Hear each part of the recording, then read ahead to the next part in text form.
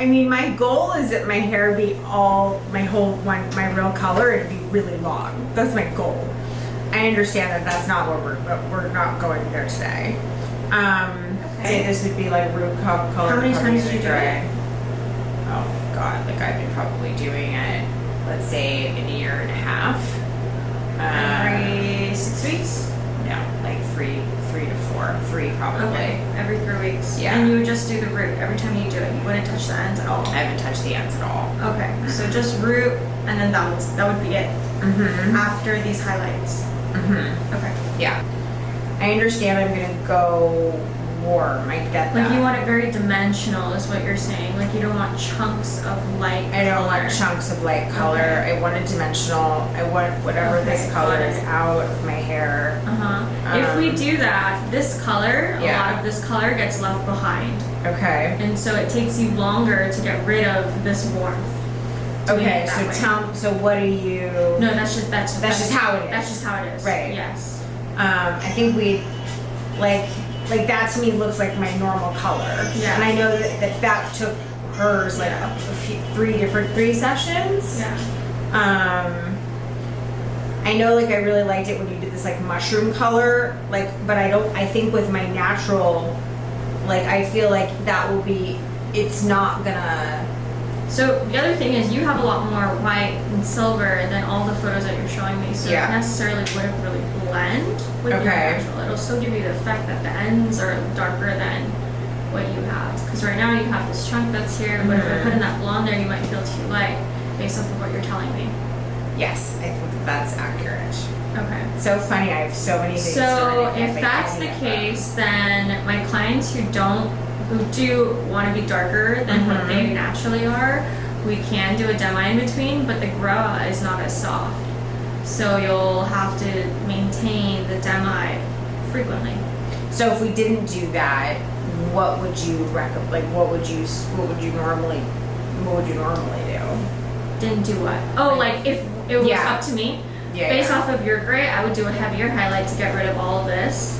And then later, as your roots grow in, let this be the dimension, and we'll slowly make the blend softer and softer every time you come in. Would I be really bright? Mm-hmm. I'll be really bright. Mm-hmm. Got it. Mm-hmm.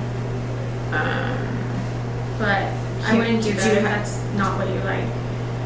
I don't know if I want to go that bright. Yeah, I'm not. yeah. I think I might freak out. Yeah, that's what I would recommend based off of your color. Yeah. But you've already told me you don't like that, so I'm not going to do that. Yeah, I think that might freak out. Like because of what I'm used to, my favorite is my hair being dark and then light.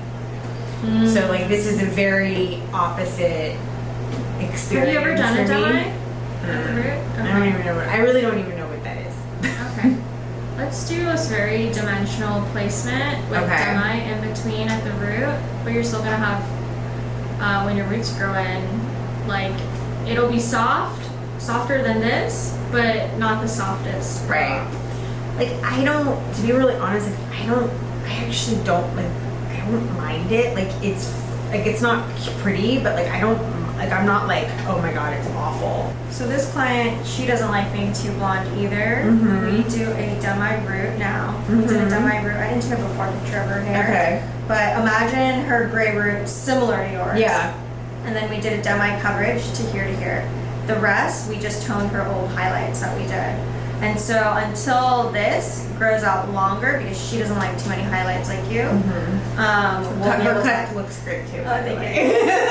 So when this dark starts to get down to the bottom, like her highlights look really grown out, then we can add more highlights. Okay. But what she deals with when she comes, when it fades, is the color in between the brown, which similar to yours, it looks very warm.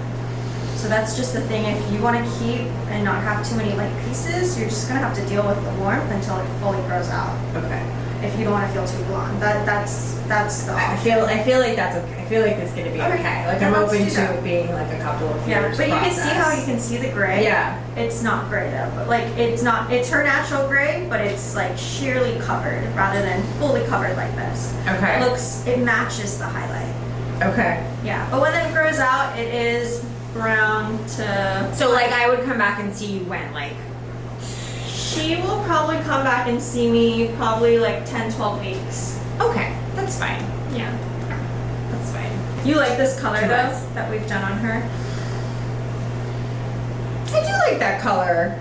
I could maybe be a little darker, but like that color would probably. When you say darker, are you talking about the tone of it or the amount of depth in between the highlights? The tone of it. The tone of it. You could be darker. The only thing wrong with being darker is because that technically is my darkest formula for ash with it fading light enough to eventually do those colors.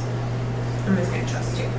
Okay. Because if we do anything darker, it will fade out more brown. This one still fades out blonde, which is good because when we can do the more gray, I need it to fade more blonde. It's gonna be easier. If we do something that just fades out more brown, it's kind of going backwards. You're going backwards. We don't go backwards. I would prefer it to fade blonde. Okay. Hi guys, welcome back to my channel. So this week I have a new client who is wanting to do gray blending. Now there's a few things that we were discussing in our consultation that we had to consider. One of the things is that she didn't want to feel too blonde, and then the other thing is that in the front of her hair where her hairline is, there is a lot of silver compared to like pepper.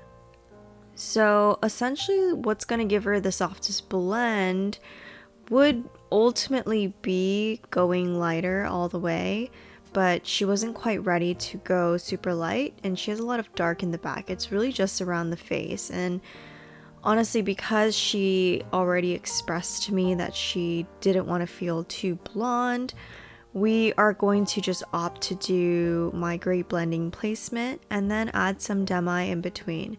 This is also just a good transition too whenever you have a client that is doing a first session, more of a blended route like this, to add the demi, especially in areas where they might have a bit more concentrated natural silver and white, because the whole point of doing gray blending is to have it grow out nicely, but also so that the roots don't look lighter than the ends, because generally it looks more aesthetically pleasing if the roots are darker and then the color gets lighter towards the ends of the hair.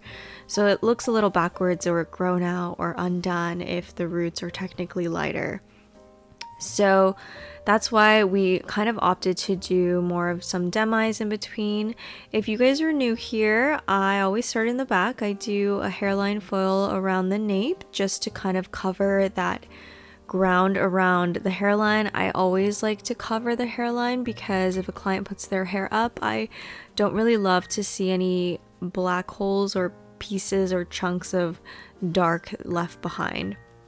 And then after that, I pretty much go in and do my signature placement in the back, where I take a center section, just one, and I call this section the mohawk section, and I do it all the way towards the top of the head, and then that's when I turn around my client and start to do her money piece. Her money piece here is starting on the top forehead, and I'm pretty much going to start connecting the front of the mohawk to the back of the mohawk.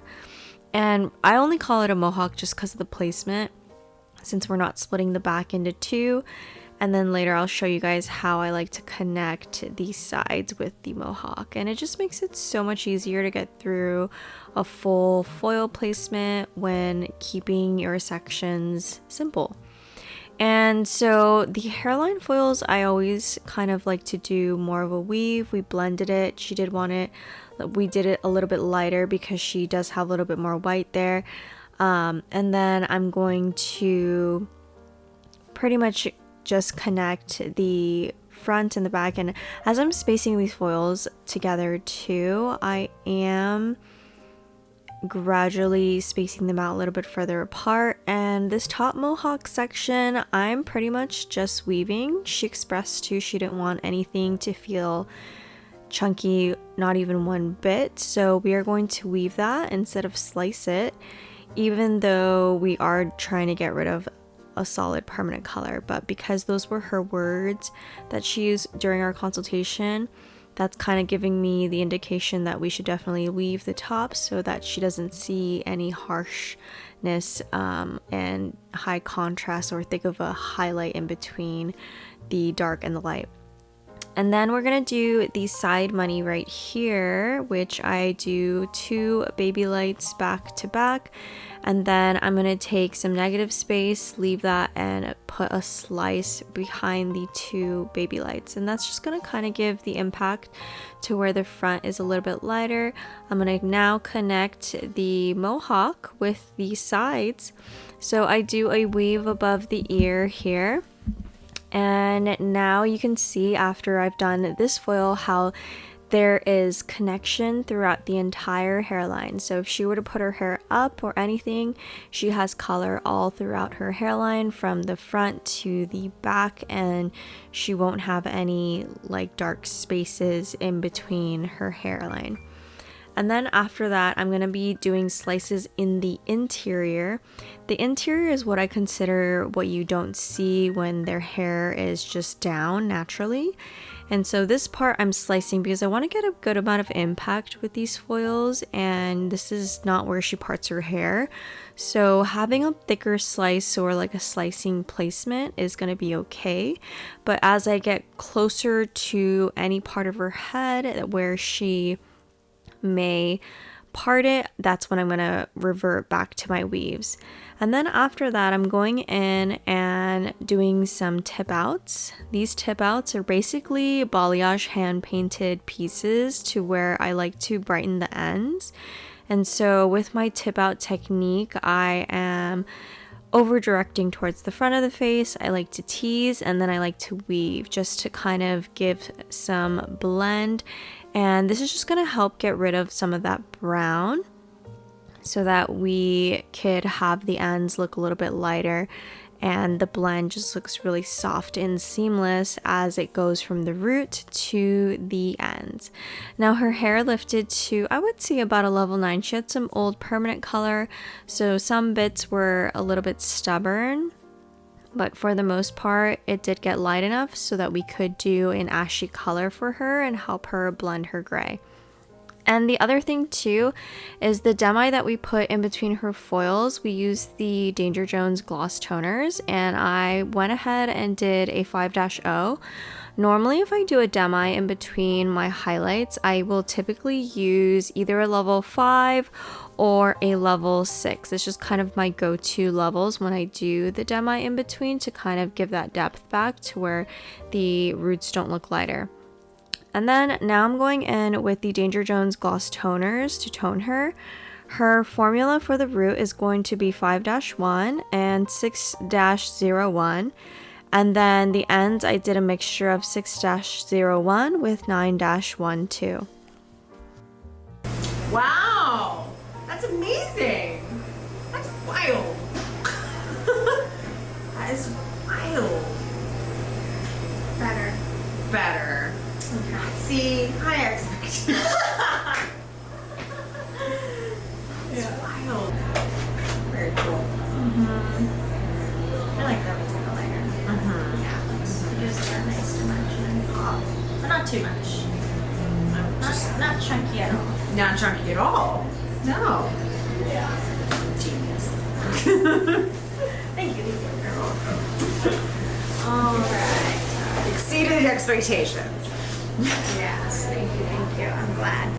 Alrighty guys, so here is the finished look. We were able to blend her roots. The ends look lighter. Her roots are starting to blend with the highlights, and I feel like this is just going to grow out really soft compared to what color she came in with.